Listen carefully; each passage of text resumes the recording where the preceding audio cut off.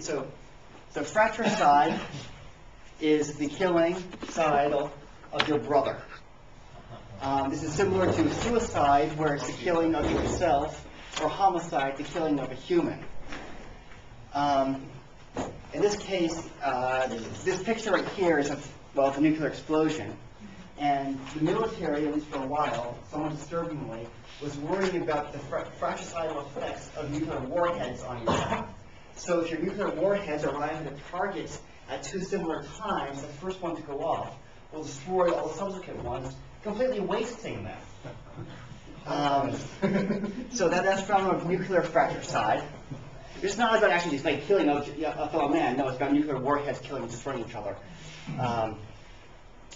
But in this case, we'll be talking about dynamos killing each other.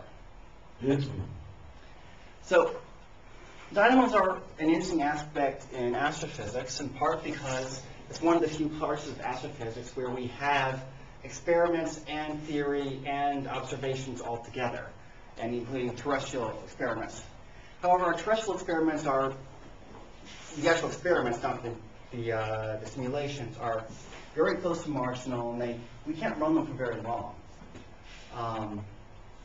For numerical simulations, we're actually still not that non-marginal, but we're doing okay. And again, we can't run them for very long at high resolution. As far as observations go, we actually only have two systems which we've been observing for a long time.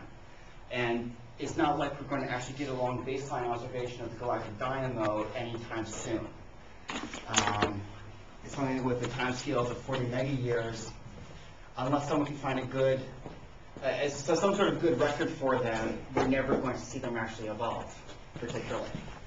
At least not in a grad student's lifetime. I actually don't know too much about the terrestrial dynamo, but the solar dynamo has some nice, interesting phenomena going on for it. So here we have sort of a timeline description of sunspots, and which are magnetic phenomenon, and we see that they have definitely a temporal pattern and a spatial pattern. So this right here is the latitude. So there is some sort of large-scale structure in the solar dynamo. And you get even better picture of the large-scale structure if you actually look not merely at sort of the number of sunspots, but longitudinally there's the magnetic field itself, where yellow is positive and blue is negative. And there we see that we also have, we don't just have symmetry across the equator, we have an anti-symmetry across the equator, and an anti-symmetry in time for that cycle.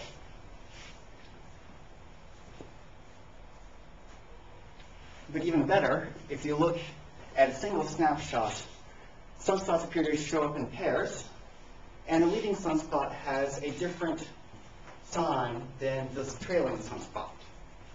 And the best guess that we have as to how this structure is formed is that sunspots are created from strong toroidal layers of magnetic field. So we have a layer of magnetic field just below the surface, all pointing in this direction, and then we pull up a loop of it, then we will get that leading and trailing phenomenon of opposite signs.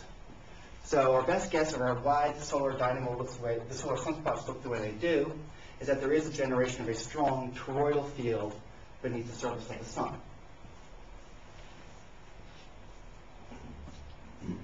And we can actually make models for this phenomenon under mean field theory. In the equation for magnetohydrodynamics, we basically have the induction equation, which describes how the motion of plasma through a magnetic field generates electric fields, which in turn generate magnetic fields, which can reinforce the original field. We will decompose parameters into fluctuating and mean parameters.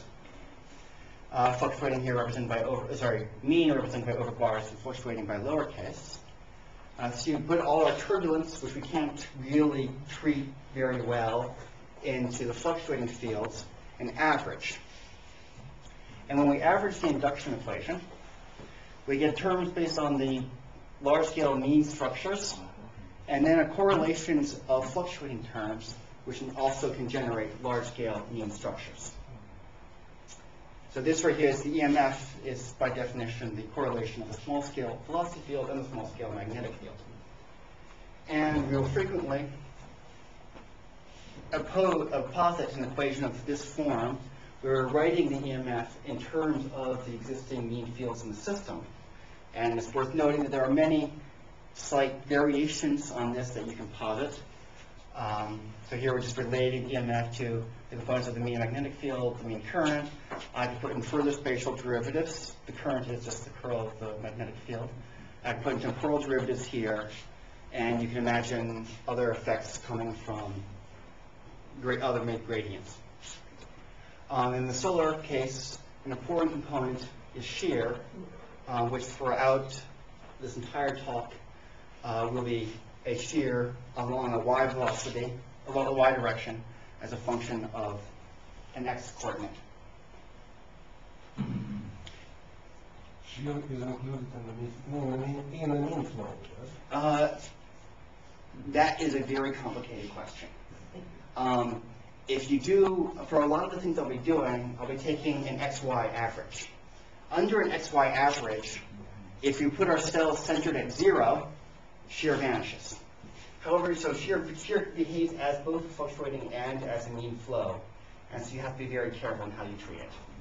I tend to try to treat it as neither, and keep it out as its own separate little thing, and separate it out, because that allows me to not have to worry about those details. So the simulations I'll be doing are in shearing sheets, so they are strictly periodic, except that the velocity flow has a shear component which is not periodic. This does turn out to, but it's not worth going into here, mean that the vector potentials and other potentials can also be non-periodic, and there are complications that arise there. But there are no things that I have to go into here. And if you say that we're going to assume a mean field of this form, we can now actually go in and write an eigenvalue problem for mean magnetic fields. So this A to T that's coming from a turbulent diffusion and molecular resistivity. The alpha effect takes field that's going along one coordinate direction and converts into field in the second coordinate direction, but phase shifted. The shear takes my x-directed field and turns it into y-directed field. And yeah, so there are the eigenvalue solutions. So this is kinematic. This is done assuming that the magnetic fields do not generate large-scale flows, and that the coefficients are approximately independent of the amplitude of B. So if the coefficients don't depend strongly on B, it can be a local approximation as well. Independent of position. Independent of position and also independent of the amplitude here. So basically it's a kinematic. It's a you can also extend it, but so maybe yes. a technical question. So if your box is shearing periodic, then how do you do your folded expansion? In the pencil code, we're doing this in terms of the vector potential, and there is a gauge in which you can run the vector potential as being shearing periodic. And this requires that you be actually, I probably should go into it, but it requires you be choosing a specific gauge, which is actually written into the pencil code very, very good. I'm not just asking about the gauge, I'm talking about the K wave vector. That does not be something that you, this right here is assumed for the eigenvalue problem, and it would arise naturally in a direct numerical simulation. If you get a mean field, your mean field has a K. If you're doing a mean field simulation, you can impose these in a direct numerical simulation. It comes out of the simulation naturally. I mean, The simulation chooses a K. I mean, maybe you're asking why there is no KY. Oh, yes, I've been assuming ky is equal to 0 here. So here's In this, I've been assuming ky is equal to 0. Because otherwise it wouldn't work, of course. That's clear. You don't consider here shearing waves. So K vector is No, independent the of... standard alpha omega dynamo. So Yeah. it's just the standard alpha omega dynamo. Okay. Right. And in order to avoid problems, ky is I think zero. it's clear what it is. Look at it. Yeah, sure. I just clear. Yeah, so there are, if you look at the eigenvalues, well, I guess here's the solution. Well, there's two different solutions which I'd like to emphasize. There's a solution with kz being 0, at which point this term drops out. You can take the square root very easily. And you have what we call an alpha squared dynamo. It varies along x. It does not feel the shear at all. And it's this alpha effect changing your z-directed field into y-directed field and your y-directed field into z-directed field. If, on the other hand, kx is 0, then you get what we call an alpha squared omega dynamo. It varies along z. You can just look at it as this. So the alpha's effect in the exchange field and the shear amplifies, converts the x-directed field into y-directed field. If this term is negligible compared to this, then we get the alpha omega dynamo. If they're, but strictly speaking, you will always get the alpha squared effect there. The eigenvalues are imaginary in this case. So there is a traveling wave with a velocity there. You mean complex, because you got both energy and real power. Yeah. So yeah, complex. I always do that. Thank you. I did this when I was writing the paper up too. And the real part of the growth rate for a given k, or a given k squared, the alpha omega will be growing faster than the alpha squared. Sorry, Alex, what is the reason for alpha? You have here... Here, I'm just assuming it. Here, I'm just assuming it. In our simulations, we're using helical forcing. Helical force. Okay. But here's just the mean field approximation. Yes. So the basic picture here is that we've historically expected that the z-varying alpha squared omega field should dominate any direct numerical simulation of this. And frequently that is what happens. So here I have all the energy in the z-varying field, and here's the energy in the x-varying field. Clearly the z-varying field dominates. And here's the dynamo wave coming from effectively the alpha squared omega solution is a traveling one. But sometimes you get something that looks different. So here at about 26, 25 resistive times, the energy changed from a z-varying field mode to an x-varying mode. Excuse me, is the result of DNS? DNS. Yes, it's the result of DNS. Okay, it's not, of course, in the frame of this. Yeah. This right here is exactly, more or less exactly what you expect from the mean field theory. This is not, and we have this exchange here.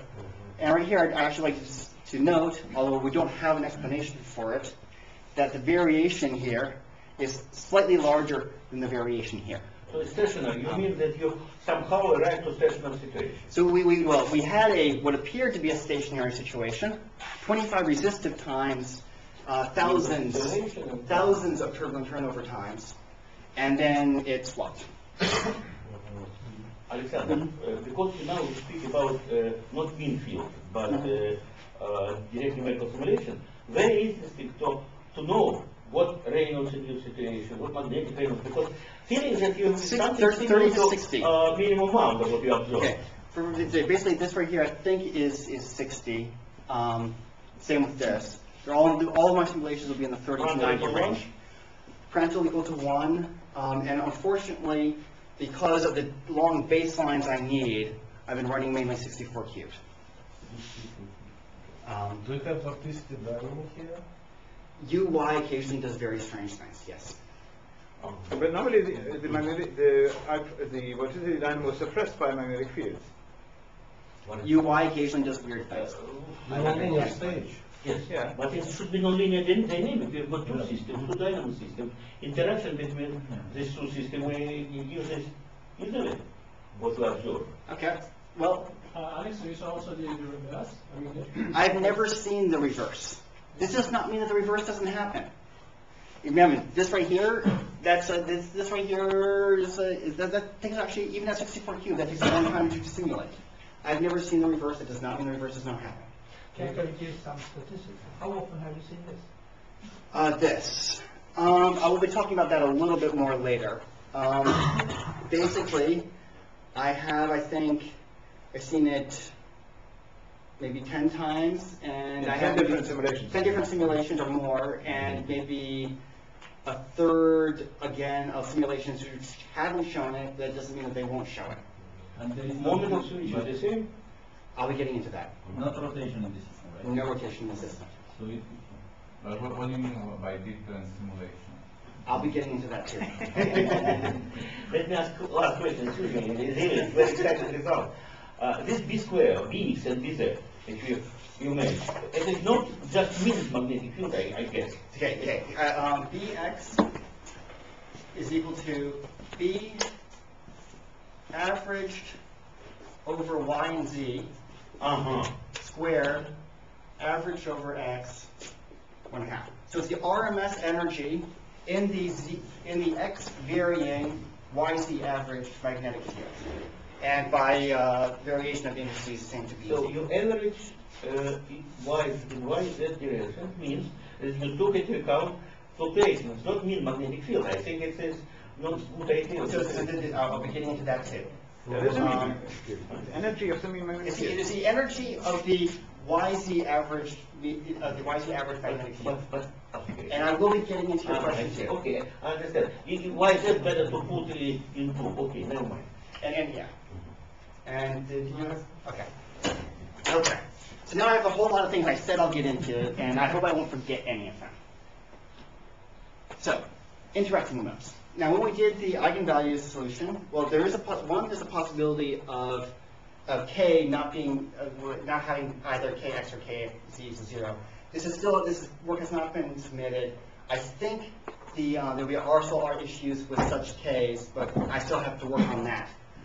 So what we're looking at here is superimposing an alpha. This is the alpha squared omega field, as calculated from main field theory, and a perturbed alpha squared field. This H right here is a slight extension of the y-directed field, which I'm allowing for. Now, if you superimpose, put both these solutions into your system, into a main field model, and then there's a Lorentz force, which has a component along y that varies as a function of both x and z, and it has a potential term. Now we are operating in hopefully a relatively low Mach number regime, so for this analysis I'll proceed to drop the potential term. And we expect some sort of velocity that looks like this. Now that velocity is interesting because it can interact with a z-varying field to generate an x-varying field, or it can interact with an x-varying field to generate a z-varying field. It is, after all, k is equal to k1 in both directions.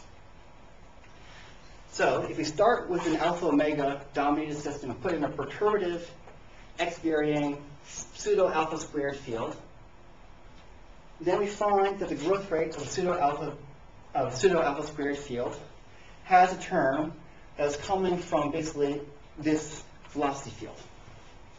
I haven't written it out, it probably wouldn't be very useful, but if we look at then the growth rate of the alpha squared field, which in this case is about 0 because it's saturated, then if I is greater than or equal to s, then it should not surprise us if the alpha squared field is going to grow even in the presence of a saturated alpha squared omega field. And it turns out that this effect also suppresses the alpha squared omega field.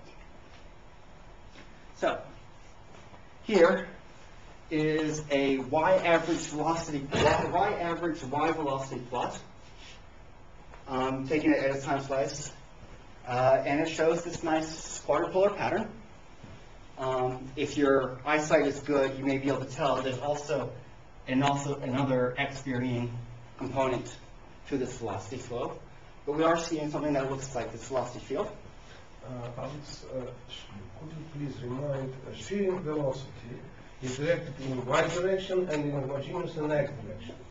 Yeah? Okay, right. And this velocity is. This is not. This is the shearing velocity is not showing up in that. Okay. And u is in the same direction, in y direction. It is y component. This is the y component. So we are seeing the creation of a sort of large scale velocity structures. But when is y average, y is a function of y? It's not a function of, oh, there I need to change that. That's supposed to be a z. Okay. Z. That's supposed to be a z. And I should change that picture.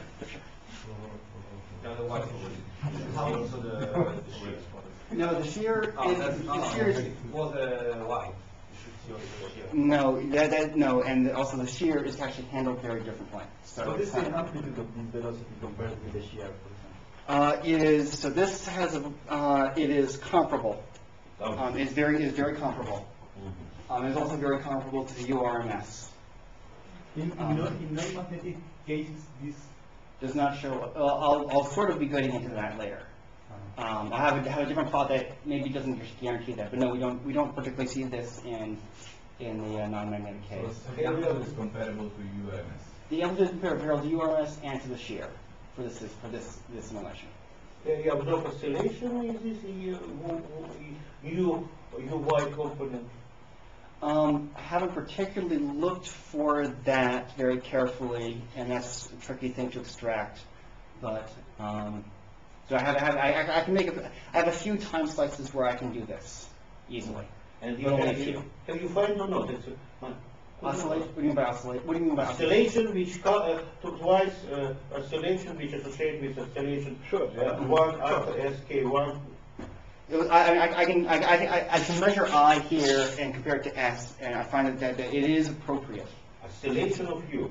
Yeah, I mean in response to the dynamo waves, these are total Right, oscillations. so signal to 11 years. Oscillation. Yeah, I would expect so at least. That's strange otherwise. So this is actual system. This right here was taken at about this location right here, 1.5 resistive times. So we have the nice alpha squared omega field with its wave. The alpha squared field, well, the y component is a bit stronger than the x component, but it also coexists for this entire series. But this actually doesn't particularly help to explain the first image I showed. Because this is just saying that this system right here, the alpha squared omega field, is unstable to the growth of an alpha squared field. I've run this set of parameters, I think something like 16 or 20 times with different random seeds. They all show exactly the same behavior, but that's just saying that the alpha squared omega field is unstable to the growth of an alpha squared field. So that will always grow the alpha squared field. And how is shear here? Strong or small in comparison with the Alpha squared omega. It is solidly alpha squared omega. No, it's No, because you have shear. You have shear. Yeah, sure. Parameter S tau is of the order of unity much less or much larger. So U was 0.1, S was 0. S for this is 0.05, and KF is 3. Correlation time. I mean correlation time. Correlation of time of velocity with itself? Sorry? Correlation of velocity? Yes, correlation of velocity. So U divided by KF. So SU divided, SKF divided by U. Yeah. So that is about 1. Like 1.1. About one. so huge. Huge. Okay. So, but this actually, again, this just says that there are regions in parameter space where alpha squared omega dynamos are unstable to the growth of an alpha squared field. K is downstairs, really. It must be You're right, K must be downstairs. It's just like, so that mirrors this into So of the compound. and that's actually also quite kind of number. So it's not so strong. So yeah. What I can say now here is there are dynamo alpha magnet squared dynamos which are unstable to the growth alpha squared fields. You don't expect to see them in alpha squared omega mode for very long because that alpha squared field will always grow. But it's also worth noting that the alpha squared field is growing actually quite slowly. That's 4 resistive times. That's something like 1,000 equivalent turnover times. So maybe you can have a system which is normally stable against this effect, but some sort of turbulent fluctuation kicks it into an unstable mode. This growth rate is very slow. You're not going to stay in the unstable mode for very long. Maybe a turbulent fluctuation kicks you into an unstable mode which somehow is supporting itself. Maybe you could, but again, that's actually really quite hard given this kind of time scale. But that's something to keep in mind. To me, very, how to say, strange that you named this behavior from 0 until, say, 3.5 as alpha omega or alpha square omega dynamo. And I explained it Alpha squared omega, it's the alpha squared omega and an alpha squared. If it's real oscillating mean field, you should find that the depth more for oscillation. Oscillating components weak if it's real mean field. And maybe 10% from total amplitude or total value of magnetic field, of mean field. Sorry. This BZ, this is the total energy in the alpha squared omega field. Bx is the total energy. Mean field, right? Yes, mean field. Okay. Suppose you've got oscillation. And So oscillation of what? of mean field. Yeah, you see that here. There's an oscillation. There's a traveling wave Yeah. right here. This field right here is this black bar. Traveling wave you have got, but we could a strong, steady, or We also have a strong, steady contribution to mean field. Steady contribution to mean field. So from very beginning you've got mixture, not a pure oscillating behavior, but no, I don't know. Maybe alpha square mode. Who knows? It should be a check. And another story that's important in my view, take into account dynamo of vorticity. Because vorticity is new field, maybe the dynamic field, it should be parallel. Maybe you have graph dependence of kinetic energy of Yes. mean field as a function of time. The kinetic energy typically for these, Mean field energy. Mean field flow. Or total velocity square as a function of time. that does show some nice big oscillations actually. There are significant oscillations in the URMS.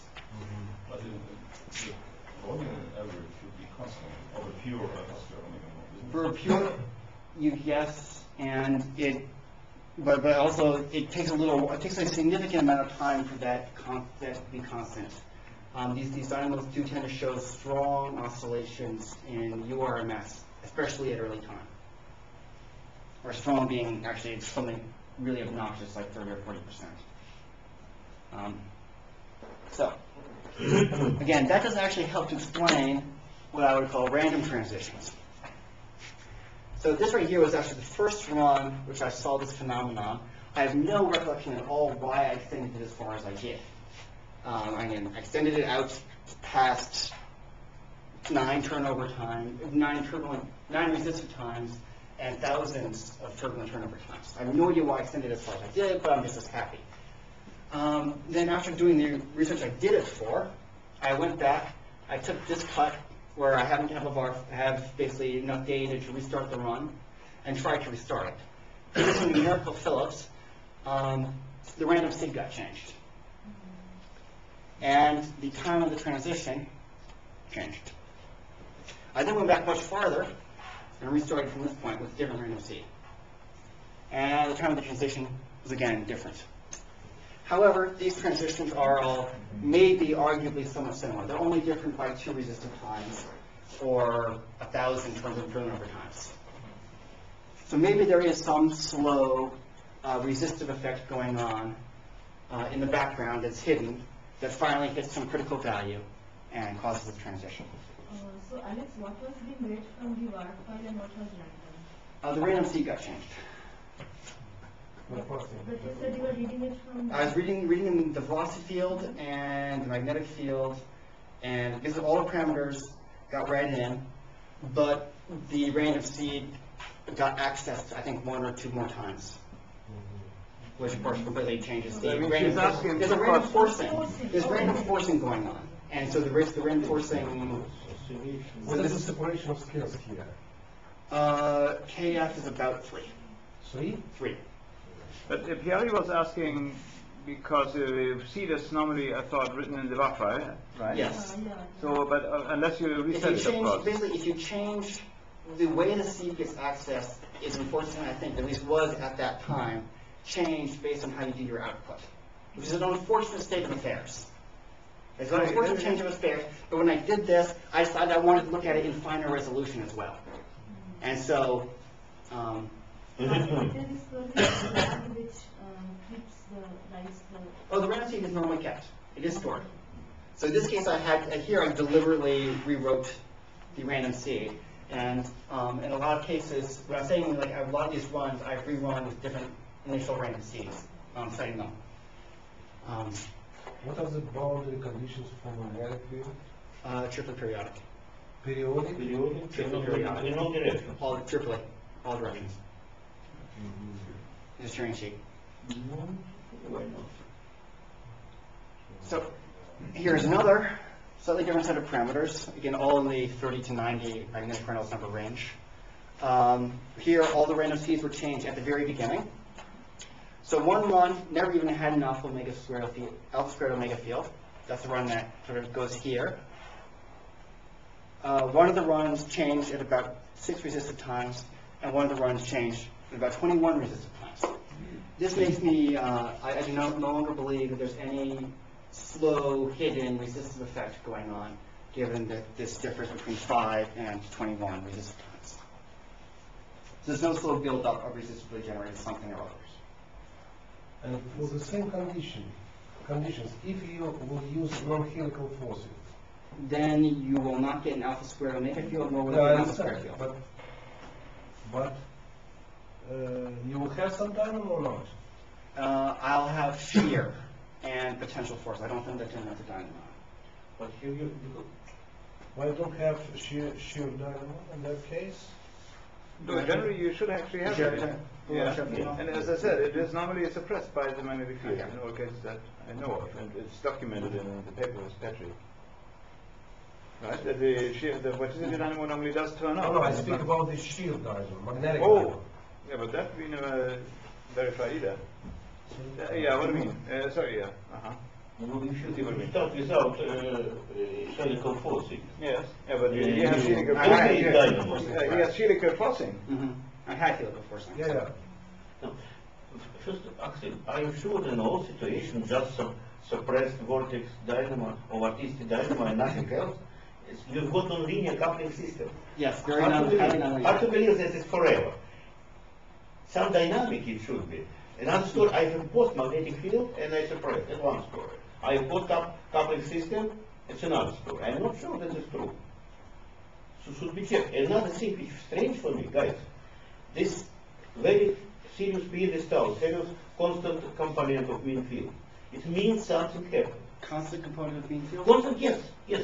So it's a- Well, this because No, it's- no, no. What do you mean? What do you mean by constant component of the You beam field? misunderstand what he means by that, I think. Okay, well, it is B divided by B equipartition. Yeah.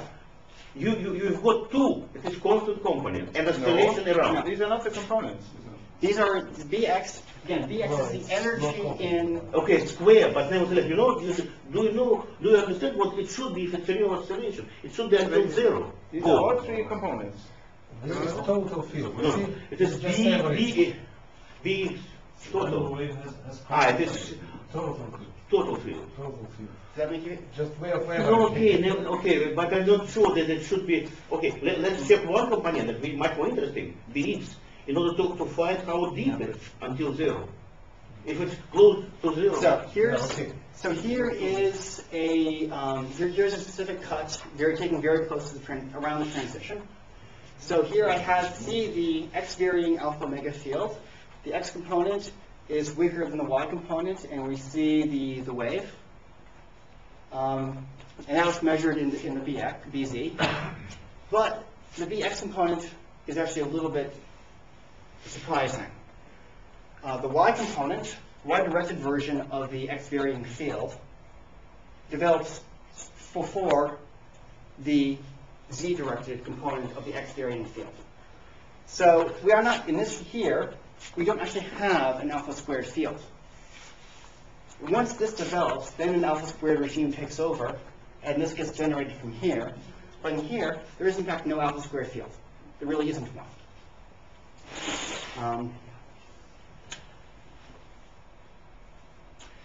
If I take a velocity slice, there's no structure particularly seen. This is equivalent to the earlier velocity slice. And if I start to look at correlators to try to figure out what's going on here, the magnetic helicity, the current helicity, and the flow helicity. Well, we see the forcing wave number, we see the wave number of the mean fields, but there's no apparent structure across the transition. In what units? This is kinetic helicity? Kinetic helicity, current helicity, and magnetic helicity. In what units? Normalized by what? And normalized by itself according to IDL's color scaling. It's self-normalized. It's normalized to its own maximum. Okay. Is it total helicity, which large scale, small scale, both, or is this? This is total, so it includes case 0, 1, 2, 3, 4. No, this is total. So it means that you didn't distinguish large scale and small scale. No. Just field and Just did the Fourier transform. and how you average? This right here is not. This right here is there's no averaging going on. You average, you both. It's Fourier transform over the entire box. No, there's no pre-averaging going on. No pre-averaging. But is that in a co-moving frame? This is. I think I did. What do you mean by this is at one time point. I think I did subtract out any mean velocity flows from this. You don't do a shift, yeah? You don't shift the... I thought it was... There's that no... was in a steady regime already, yeah? Well, this is a single time. Single time, but it says T in it, down there. Oh, sorry, you're right. It's not a single time. It's a good point. But it's basically that... It turns out, okay, there's this note here. And here, I pick up points every 10th of a turbulent time. Here, only every half of a turbulent time. So it's only just points here, here, here, here, here. And there's no shift going on. And there wouldn't really, given the temporal resolution, there's no real, I would make another shift. We can use the test shield method to look at some slightly more elaborate correlators. Remember, we have an EMF equation like this. If alpha or beta show kx and kz is equal to 1 components, then they can also convert an x varying field into a z varying field, or a z varying field into an x varying field. So we can actually use the test shield method which I don't have time to go into, to find those. Unfortunately, the data is quite noisy and doesn't show any. So here's just the energies and some bands suggesting like a very early transition, end of transition. There's no real overall structure here. There might be a slow increase in time, but that's, I think, coming because there's a lot less magnetic energy at late times, so the velocity flow does actually pick up again. The velocity is slightly suppressed here compared to here. This is quasi-kinematic. This is quasi-kinematic, yes. Or more or less. What do you mean? SOCA? No. No, I mean quasi... we have two versions of test field. This is the third version. This is a slightly different version, and Matthias can speak in SOCA. Quasi-kinematic. So that means the magnetic field is actually affecting the coefficients? Yes. As best as we can do it for such a system? Yeah. So unfortunately, what I can say here is I can't see, I don't see any structure here that's actually generating this.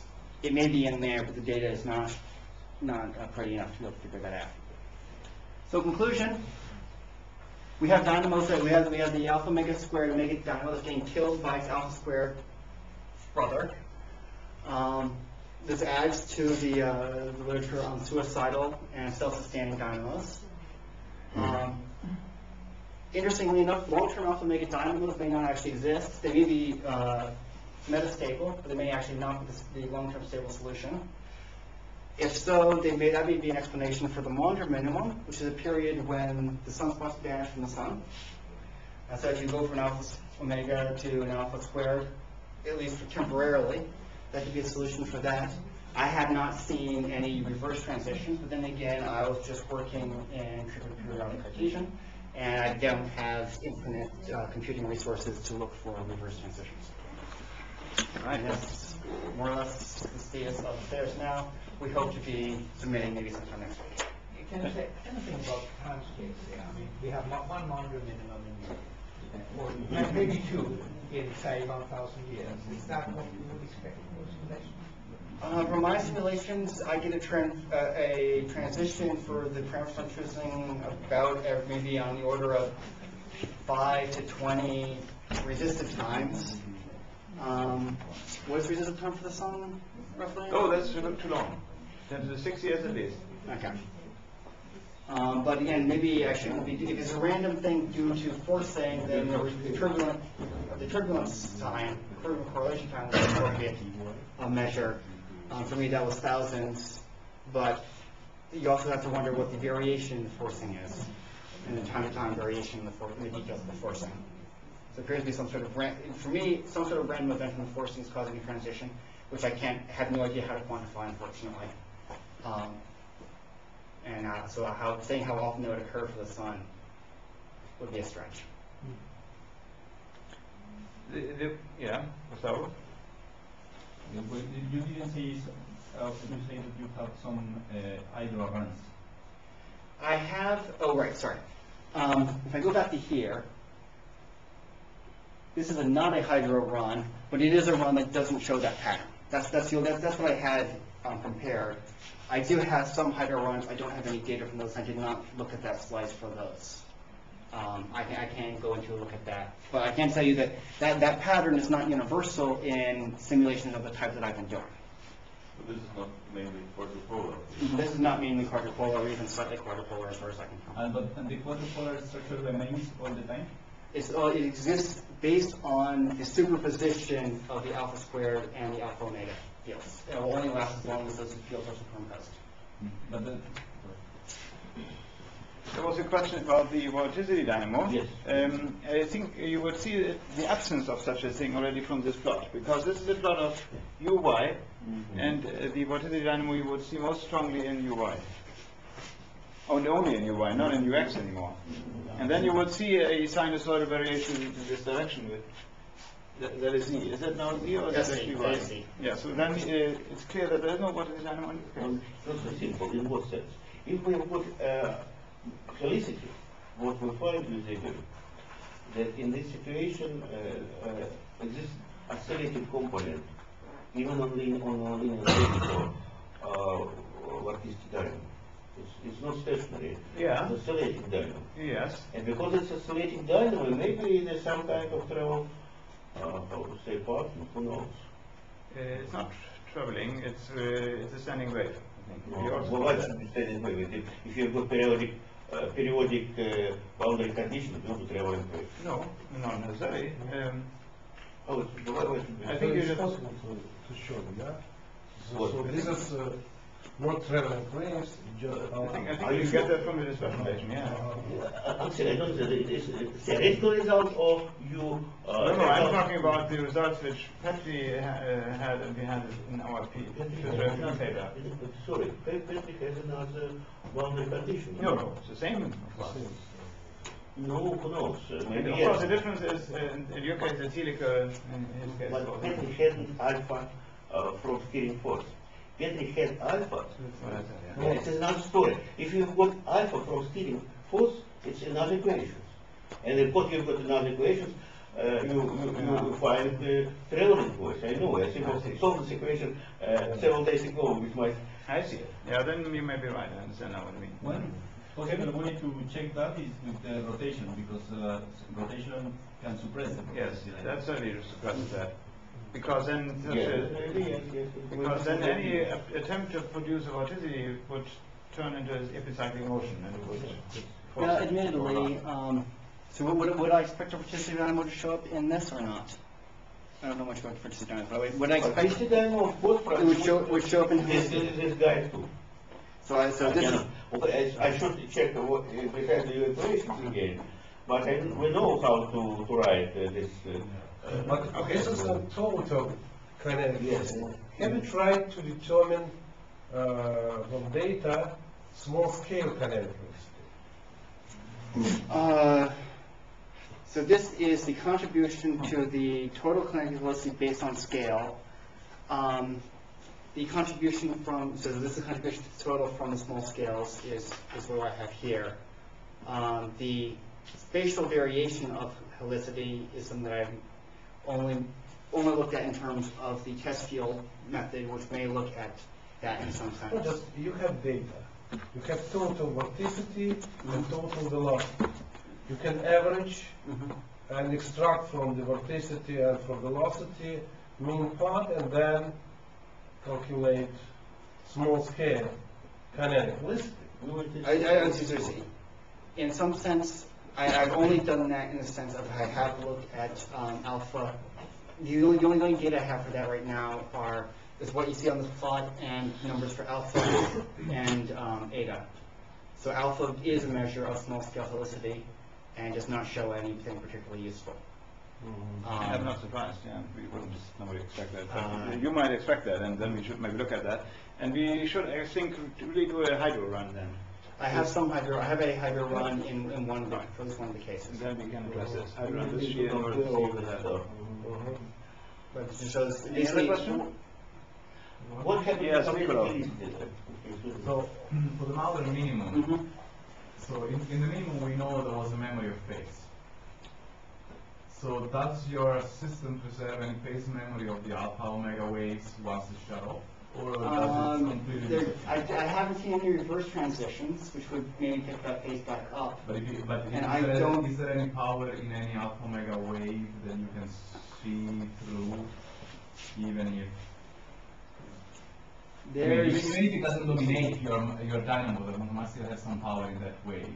So the question is. so there's very little, like when you get down to here, there's very little energy in the, I don't have any good, I don't see, do I have any, what's the best picture I have? I'll leave that here.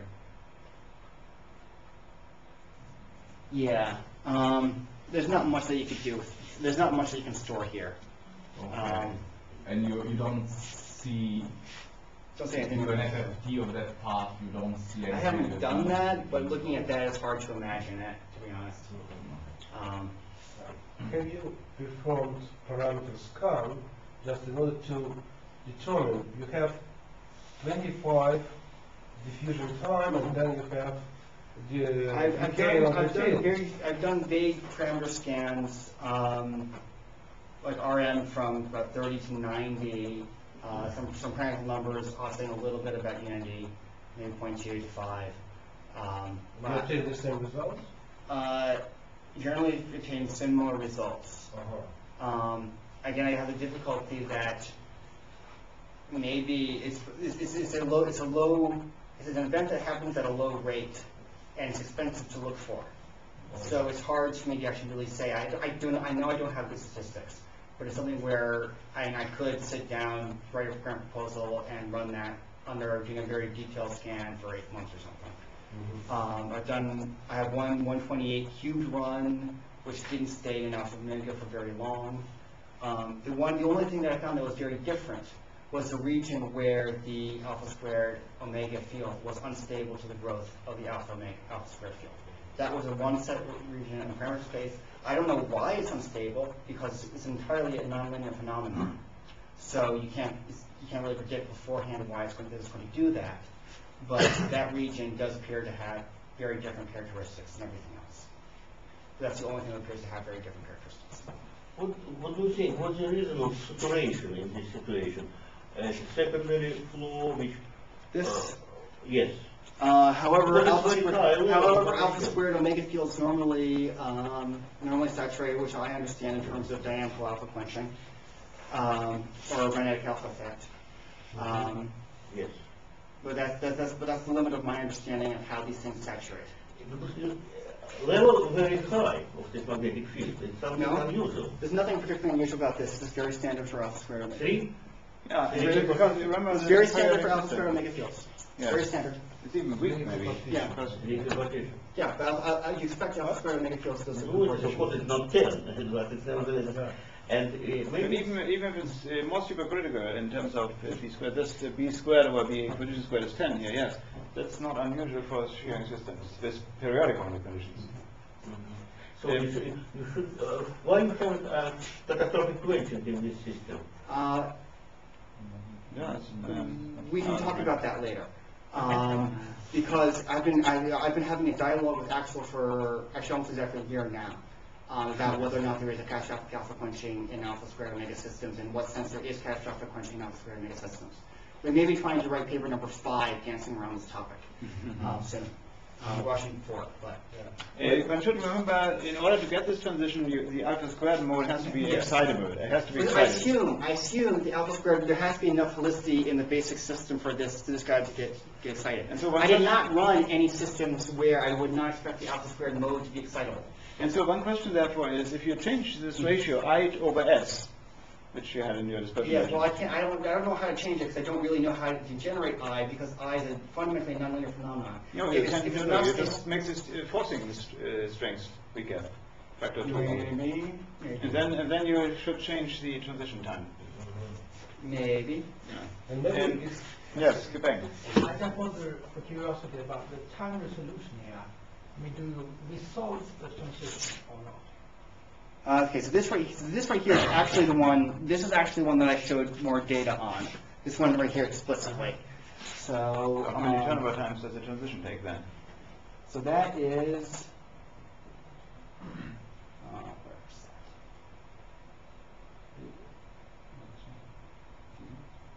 Yes, basically it's in here. So that's this one right here. So here is from 24.5, I think, to 20 through 26. So if this right here, the turbulent turnover time. Yeah, it's comparable actually. So this is like one turnover time maybe. So this factor is three. it's like a half a resistive time, and I think this one's RM of about, so it's RM, so turbulent turnover is going as RM times KF squared, I think, turbulent time resistive. So one, No, but so wait, this is diffusive here. Yeah, it's diffusive.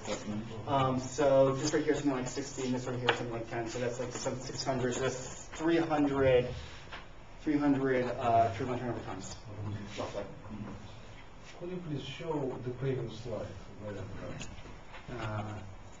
This one? Yeah, this one. Yeah. I think in order to understand this transition at the time, 20 diffusive time, 22. Or 5. Okay. Or 5. Also, it's very useful to plot different characteristics as a function of time, like turbulent kinetic energy. I can do like URMS. kinetic helicity, small scale kinetic helicity, like magnetic helicity as a function of time, and then we will see in what characteristics are changed just at this. Yeah, I mean, that was with But the original this text is here. total. This is total field.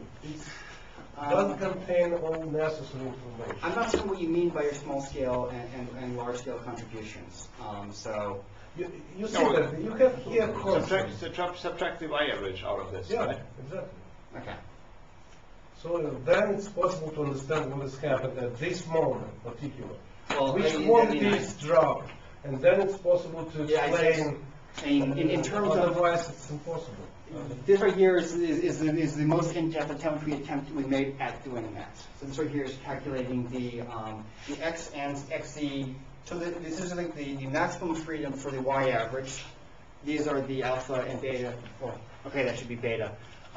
And this according to this. So this is the maximum possible complexity that we looked at, and I see nothing. But The resolution is midway crappy, but. exclude something is in the Z profiles of these coefficients. Because this is Z average or Z sum. Isn't it? No, these are the k is equal to 1, total k is equal to 1 in both I see. modes. But then it could be a. Yeah, sorry, these right here are measuring the kx is equal to k is equal to k1 components of the xz varying alphas and betas. Because you think this is the most relevant. But Because that's the one that can translate an x varying field into a y z varying field and vice versa. You need both those k's to be 1 to do that transition. okay, and this is really true for all the conceivable coefficients here. I've only looked at here, I've only plotted, and I think I've only actually calculated, the ones that create a y-varying field.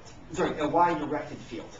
So all these are threes. The leftmost digit is all. So the leftmost digit creates the z-varying, the z-directed component of the EMF, which in this case creates the y-directed field. And it was the y-directed field that we saw grow first. So these are all the components that create the field that we saw early in the transition.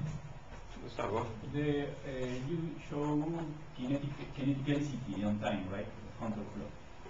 Yes, although admittedly this plot is misleading Coarse because grain. my point is coarse grain fairly heavily up to here, and then it's coarse grain finally. But it seems to be quite stable. So Yes, it appears to be quite stable, So which is really annoying. you can decompose your model to see what is happening in all the production terms. For example, the gradients of velocity, and then you will see if the positivity dynamo is going on or not, because then you will have a gradient in the other direction of dy. Mhm. Yeah. I'm not sure. And also maybe it's useful just to write budget equations for turbulent kinetic energy, for magnetic equations, for mean field, and to see production and dissipation. I find it unlikely that will be useful, and I find it unlikely that will be useful because this appears to be something that's a very rare event based on something in the force. Which means that in the standard, like normally, nothing is happening, no transition is happening. That's sort of the basic underlying state. So if you write your set of equations and you expect a transition, that just means your system's unstable transition will transition early, reliably. It will transition early and reliably, and this is not what we're seeing here. We're seeing something that's transitioning late and unreliably. So it will not show up obviously if you're just looking at the background alpha squared omega field. It requires something So fairly strong in the one force is easily tempted to overinterpret these things, of course, and find applications for these kind of things to mono minima and stuff like this. You should be careful with that. But what it is really is an extra word in the dictionary, I think. In the dictionary of dynamos, we have not seen such things before, and so in that sense, it's something new. And we have to realize this is a very simple system, of course. So the fact that he doesn't see a reverse transition may be very different in a more complicated system. So I thought I understood alpha squared and alpha squared omega dynamo before I did this. First of all, it should be performed very careful diagnostics at that period, like in a laboratory. But he does it. He does the diagnostics in terms of the eigenfunctions of the linearized problem, of course. So that's a way of at least understanding what is happening. I mean, This is strongly nonlinear effect. yes, this is The only fact not of curves. But it's strongly nonlinear We effect. try to Whereas the get here's waves it's a very rare event. So the background No, state, no, no, no. the background state should be, when you do the analysis, stable. Background state is stable, which means that you're not going to see anything that would result in transitions in the background state. So I think we should stop Which here. part? We should also realize that it was an amazing event because we had so many questions during the talk and after the talk. So his topic attracted lots of attention, but it's not only that the topic. It attracted lots of attention because, and I admit it, I started this months ago, and I'm now writing it up because I basically ran out of ideas. So it's not we did this, we didn't see anything, and it's time to write it up and shove it out the door. It's not only that the topic attracted a lot of interest, it's actually also Alex as a person attracted lots of interest. I should emphasize that he has 4 offers now. And got already an accepted one. So that's not so often that people all of a sudden end up with 4 offers at the same time. to choose from. I would have preferred it if I had been 2 offers last year and 2 offers this year. Yes, and so that's a more balanced set of offers would have been a much and happier that's the Alex. other side of the story. So I mean, you could imagine how frustrating it must have been to send out like 50, at least 20 applications, 50 maybe even. I was being very, I was about to completely blanket everything. And not get a success out of these, and now he has 3 in the U.S. and 1 in Europe. So there's Stanford, MNH in New York, and actually the other one's not in the U.S. and Canada. But, Canada, I mean, close you're Europe. You're allowed. As an American, I consider that you're allowed to forget that Montreal is actually in the U.S. as actually in Canada. A Canadian might feel different. Okay, so with that in mind, let's thank Alex and congratulate him as well. So we have time for, first of all, we have a break, and for those of you who want to continue, let me first of all explain the following. Tomorrow and the day after is a Nordica board meeting. It's a 2-day event with the main business meeting on Friday up until 3 o'clock in the afternoon. And as part of the Nordica board meeting, there is a science talk as well. And so one is given by CK, and the other one is given by Sean Norring.